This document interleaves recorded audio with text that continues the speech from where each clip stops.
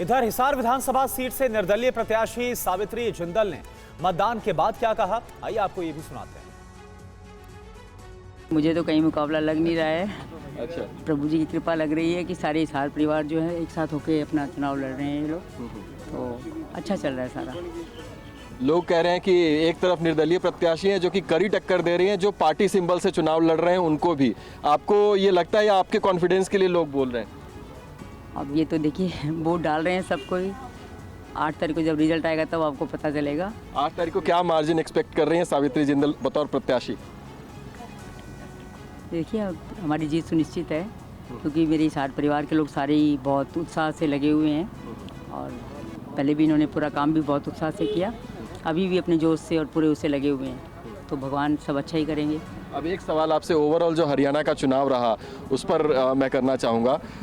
इस बात की बड़ी चर्चा हो रही है कि क्षेत्र में इस बार मुख्यमंत्री का चेहरा बदलेगा, तो ये भी बात हो रही है कि कोई महिला मुख्यमंत्री होनी चाहिए।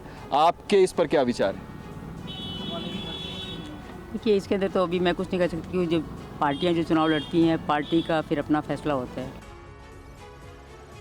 फरीदाबाद जिले की सभी 6 सीटों पर कांटे की टक्कर है। तिगांव से कांग्रेस उम्मीदवार ने कई दावे किए हैं, तो फरीदाबाद से बीजेपी प्रत्याशी विपुल गोयल ने कहा है कि कांग्रेस की तरफ से तो सीएम का कोई चेहरा ही नहीं है।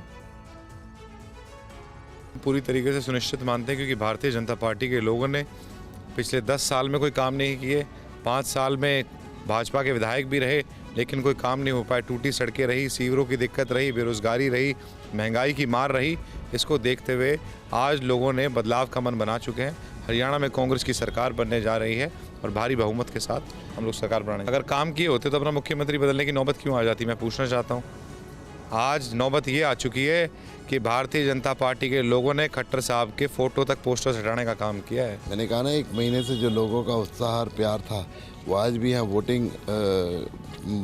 पोलिंग बूथों पर भी दिख रहा है। तो भारतीय जनता पार्टी भारी मतों से जीतने जा रही है। भारी मतों से बहुमत के साथ नायब सैनी दूसरे और मुख्यमंत्री बनने जा रहे हैं।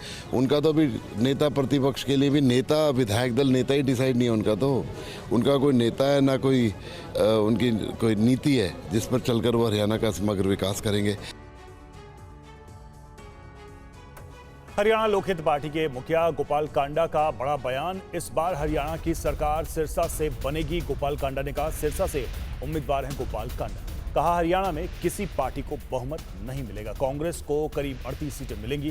गोपाल कांडा का बयान।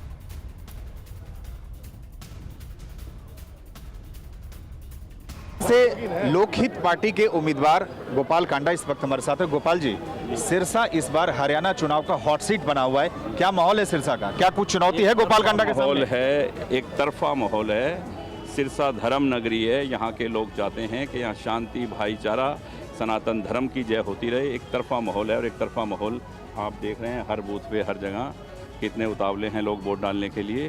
हरियाणा लोकहित पार्टी गोपाल कांडा को, अपने भाई को, सभी ने समर्थन दे रखा है। सभी शहरवासियों का समर्थन है, सभी का बहुत बहुत धन्यवाद। कह रहे हैं कि कांग्रेस के जो उम्मीदवार हैं गोकुल सेतिया, पिछली बार भी उन्होंने कड़ी टक्कर दी थी, इस बार आपको कड़ी टक्कर दे सकते हैं, क्या आपको लगता है?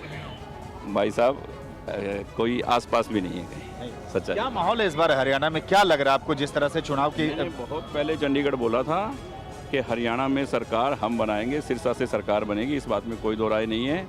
कांग्रेस की सीटें 38 के आसपास, 38, 35 और 40 के बीच में आएंगी, इससे ज़्यादा नहीं आएंगी। तो क्या आपको लगता है कि किसी एक पार्टी को बहुमत नहीं मिलने जा रहा? हंग असेंबली की तरफ आप इशारा कर रहे हैं? एक पार्टी को बहुमत नहीं मिलने जा रहा, सिरसा से सरकार बनेगी हरियाणा की, इसमें कोई दो राय नहीं। और रानिया विधानसभा सीट से निर्दलीय प्रत्याशी रणजीत चौटाला ने भी वोट डाला। हमारे संवाददाता सुमंत ने उनसे खास बातचीत की है।